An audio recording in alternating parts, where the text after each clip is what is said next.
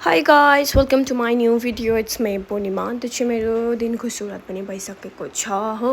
अन्त चाहिँ मैले फर्स्टमै उठेर फ्रेस भएर चाहिँ म पिउँदैछु यहाँनिर कोल्ड कफी। हजुर सबैलाई थाहा छ मलाई मेरो कोल्ड कफी बिना दिन स्टार्टै हुँदैन भनेर। कोल्ड कफी भयो भने आइस कफी भयो भने जे भयो नि।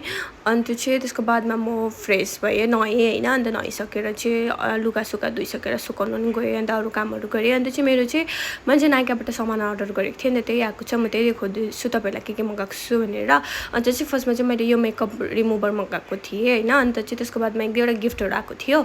अनि चाहिँ त्यसको बादमा मैले मगाएँ बडी लोसन। अन्त त्यो मेकअप रिमुभरको लागि यो के भन्छ यसलाई त्यो पनि मगाएँ हो। जेसुकै जे भने नि नाम थाहा भएन बिर्सेँ मैले।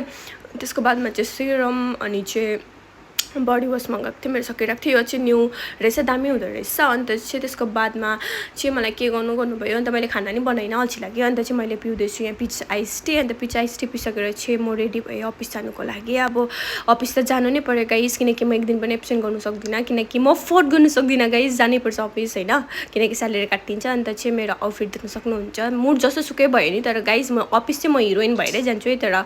अन्त चाहिँ अफिसबाट आइसकेर चाहिँ भोक लाग्दै थियो हो। अन्त फेरि मैले कोल्ड कफी बनाएँ अरू केही खानाहरू बनाइनँ अल्छी लाग्यो। So that's it for the day bye bye every one.